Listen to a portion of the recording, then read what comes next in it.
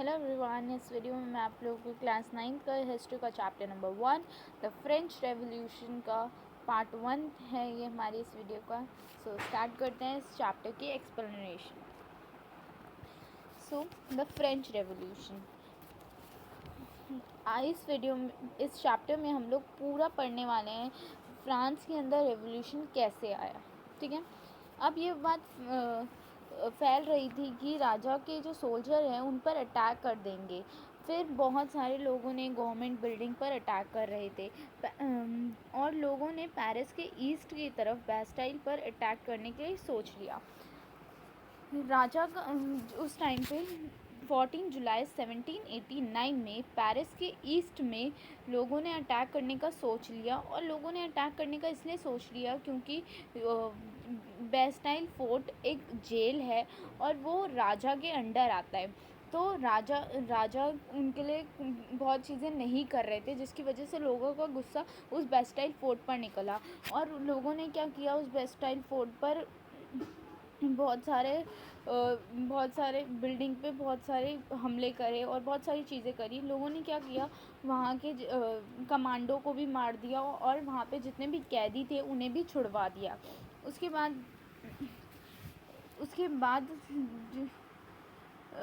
और 7,000 मैन वहाँ पे इकट्ठा हुए थे और लोगों ने वहाँ बैस्टाइल फोर्ट पे हमला किया था। उसके बाद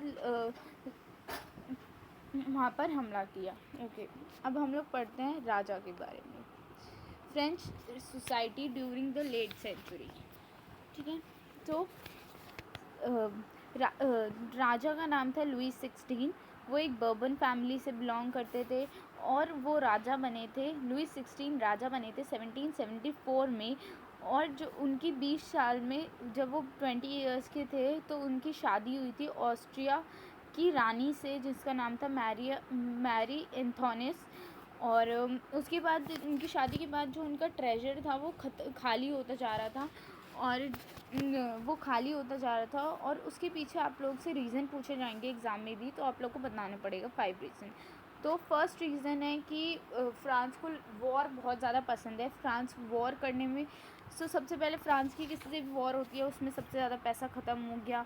उसके बाद जो राजा का एक आलीशान महल था जिसे पैलेस ऑफ वर्साइल्स बोलते थे, वहाँ पर उस पैलेस में, जो वर्साइल पैलेस था, वहाँ पर क्या हुआ था कि वो पैलेस के अंदर उसे मेंटेन करने के लिए भी बहुत सारे पैसे लग रहे थे, जिसकी वजह से राजा की ट्रेजरी एम्प्टी हो रही थी। उसके बाद अमेरिका की 13 कॉलोनीज़ ब्रिटेन के अंदर आती थी।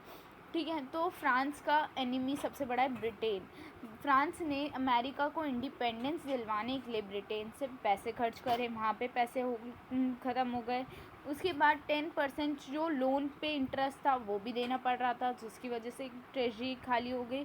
फिफ्थ पॉइंट आता है कि बाकी लोगों को, जैसे गवर्नमेंट ऑफिसर्स, इन सब लोगों को भी सैलरी देनी है, तो उसके लिए भी पैसे खाली होते जा रहे थे फ्रांस की पास। इसलिए उनके पास ट्रेजरी उनकी एम्प्टी हो रही थी। अब हम लोग बात करेंगे सोसाइटी ऑफ फ्रांस की सोसाइटी के बारे में। फ्रांस के अंदर 3 सोसाइटी डिवाइडेड है, first stage, second stage, third stage. First stage के अंदर आते हैं क्लर्गी बोलते हैं जो चर्च में काम करते हैं उन लोगों को। नोबैलिटीज़, सेकंड स्टेज में आते हैं नोबैलिटीज़ वो लोग होते हैं जैसे राजा, महाराजा, गवर्नमेंट लोग। और थर्ड स्टेज में आते हैं अदर पीपल, जैसे कि फार्मर, बिजनेसमैन, कॉमन पीपल आते हैं। ठीक है, स्मॉल मर्चेंट, लैंडलेस लेबर्स, ये सब लोग आते हैं। तो क्या होता है कि अब ये सोसाइटी थी फ्रांस की। अब क्या हुआ कि जो 90% लैंड था वो फार्मर्स को मिलता था, बट लेकिन फिर भी कुछ ऐसे बहुत सारे फार्मर्स थे जिनके पास लैंड नहीं था खुद का। लेकिन बहुत सारे ऐसे लेकिन 60% फर्स्ट स्टेज और सेकंड स्टेज का भी था उस 90% के अंदर।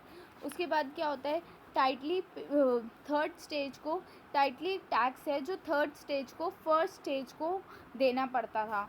थर्ड स्टेट उसे पे करती थी, फर्स्ट स्टेज को वो अपने 10% देती, अपनी हार्वेस्ट में से 10% देना पड़ता था, जिसे हम बोलते हैं टाइटली। और दूसरे आते हैं टाइली, जो कि डायरेक्ट टैक्स थर्ड स्टेज को भरना पड़ता था, और इनडायरेक्ट टैक्स भी बहुत सारे थे जो थर्ड स्टेज को भरने पड़ते थे।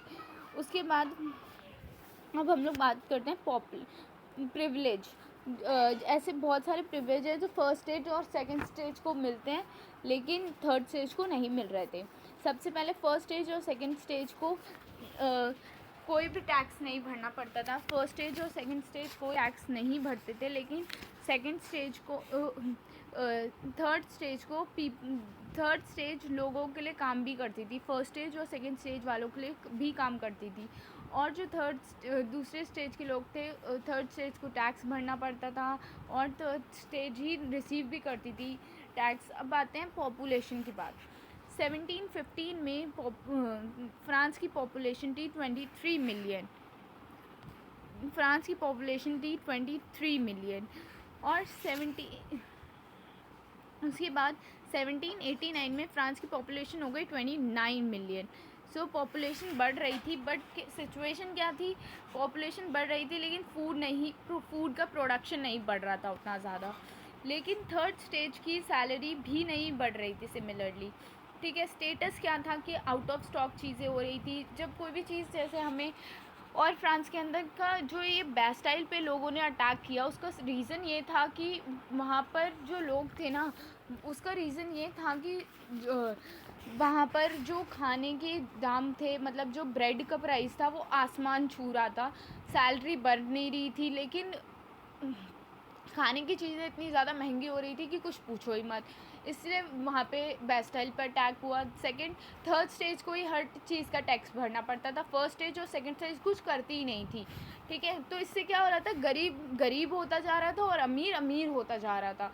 अब फ्रांस में आ गया सब्सिस्टेंस क्राइसिस। सब्सिस्टेंस क्राइसिस में क्या होता है कि जो आपकी फूड और आपकी जो ज़रूरत की चीज़ें हैं वो कम पड़ने लग गई थी लोगों के लिए, और इसलिए इसे इकोनॉमिक क्राइसिस भी बोल सकते हैं हम। ठीक है, 14 जुलाई जो 1789 में जो बैस्टाइल पे इतना ज़्यादा प्रोटेस्ट किया गया था, वो सब टैक्स इसलिए हुआ था क्योंकि टैक्स भरना पड़ा था थर्ड स्टेज को, फूड प्राइसेस बढ़ गए थे, इसलिए करना पड़ा था। अब क्या हुआ था, बैस्टाइल पे जो हमला हुआ था ना, उसके पीछे भी कोई रीज़न था। अब लोग ये तो सोचेंगे नहीं कि चलो यार अपना काम वाम छोड़ के हम हमला करने चलते हैं, ऐसे तो सोचेंगे नहीं। उन्हें फिलोसोफर ने भड़काया था, उनके अंदर आग लगाई थी कि आप लोग जाओ हमला करो, ये चीज़ की। और लोगों ने अंदर फिलोसोफर ने आग लगाई थी कि प्रोटेस्ट करो, और इसके पीछे दो फिलोसोफर थे, एक जॉन लॉकी और सेकंड थे जीन जैक्विस रोड्रिगो। इन दोनों फिलोसोफर ने लोगों के अंदर आग लगाई थी कि आप लोग प्रोटेस्ट करो, ये करो। इसकी वजह से बैस्टाइल पे प्रोटेस्ट हुआ। इन दोनों फिलोसोफर का आइडिया था कि एक ऐसी सोसाइटी होनी चाहिए जहाँ पर सब लोगों को फ्रीडम हो। अब जॉन लॉकी ने 2 ट्रीटीज ऑफ गवर्नमेंट लिखी। जॉन लॉकी ने एक बुक लिखी थी 2 ट्रीटीज ऑफ गवर्नमेंट पे, जिसमें उन्होंने मोनार्की को बेकार बताया था और तरह तरह की गलतियाँ गिनाई थी उसके अंदर। फिर जो जीन जैक्विस ल्यूजियो थे, उन्होंने बताया कि एक ऐसी गवर्नमेंट होनी चाहिए जिसमें नेता की समस्या सुनी जाए, और ये सब उसने अपने किताब में लिखा था। जीन जैक्विस रोड्रिगो ने अपनी किताब में लिखा था, जिस किताब का नाम था द सोशल कॉन्ट्रैक्ट। एक और फिलोसोफर थे मोंटेस्क्यू। इन्होंने ये बोले कि गवर्नमेंट की 3 ब्रांचेस होती है, जैसे कि लेजिस्लेटिव, एग्जीक्यूटिव, जुडिशरी। उनके बीच में पावर डिवाइड होनी चाहिए, इनका ये आइडिया था। अब लुइस को टैक्स बढ़ाने पड़े, तो उस पर टाइम पर टैक्स बढ़ाने की पावर सिर्फ मोनार्ची राजा के पास नहीं होती थी। लुइस टैक्स कैसे बढ़ाए, क्योंकि उस टाइम पर राजा के पास कोई भी पावर नहीं थी टैक्स बढ़ाने के लिए। इसलिए क्या हुआ, राजा के पास कोई भी पावर नहीं थी टैक्स बढ़ाने के लिए, इसलिए स्टेट जनरल की मीटिंग बुलानी पड़ती थी टैक्स बढ़ाने के लिए। स्टेट जनरल की मीटिंग बुलानी पड़ती थी, तो स्टेट जनरल में तीनों स्टेट के रिप्रेजेंटेटिव को बुलाना पड़ता था। फिर टैक्स को प्रपोजल पास होता था, और लास्ट टाइम स्टेट जनरल की meeting last time state general की मीटिंग 1614 में हुई थी। लास्ट टाइम स्टेट जनरल की मीटिंग 1614 में हुई थी। मीटिंग बुलाने की पावर सिर्फ मोनार्ची के पास थी, मीन सिर्फ राजा के पास थी मीटिंग बुलाने की। तो 5 मई 1789 को लुई 16 ने स्टेट जनरल की मीटिंग बुलाई, जो वेस्टाइल के हॉल में हुई थी, जिसमें फर्स्ट और सेकंड स्टेट के 300 मेंबर आए थे। वो लोग अब आमने सामने बैठे थे। थर्ड स्टेज के 600 मेंबर आए थे, तो जो खड़े हुए थे। उसके बाद क्या होता है, मीटिंग में फार्मर्स, आर्टिस्ट और फीमेल्स को नहीं बुलाया गया था, उन्हें बुलाने एंट्री नहीं थी उनके लिए। इसलिए स्टेट जनरल ने वोटिंग सिस्टम को दिखाया। वोटिंग सिस्टम को ऐसा था कि तीनों स्टेट के पास 1-1 वोट होता था, लेकिन लुईस ने अपने हिसाब से वोटिंग करना चाहिए थी। थर्ड स्टेट के लिए जनता थी कि अगर फर्स्ट और सेकंड स्टेट मिलेगी तो उन पर बढ़ाने वाला प्रपोज़ल आराम से पास आउट करवा देगी। इसकी वजह से थर्ड स्टेट के जो लोग थे वो वोटिंग के खिलाफ़ हो गए और वो वहाँ से उठकर चले गए। थर्ड स्टेट चला गया वहाँ से। थर्ड स्टेट के रिप्रेजेंटेटिव अपने आप को फ्रांस के मुखिया मानने लगे।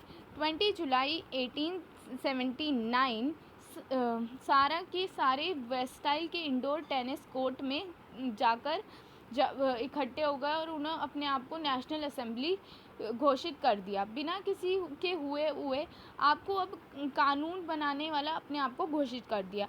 तो उन्होंने डिसाइड किया कि वो वहीं बैठे बैठे फ्रांस का कॉन्स्टिट्यूशन लिखेंगे, जिसमें राजा की पावर कम हो जाएगी।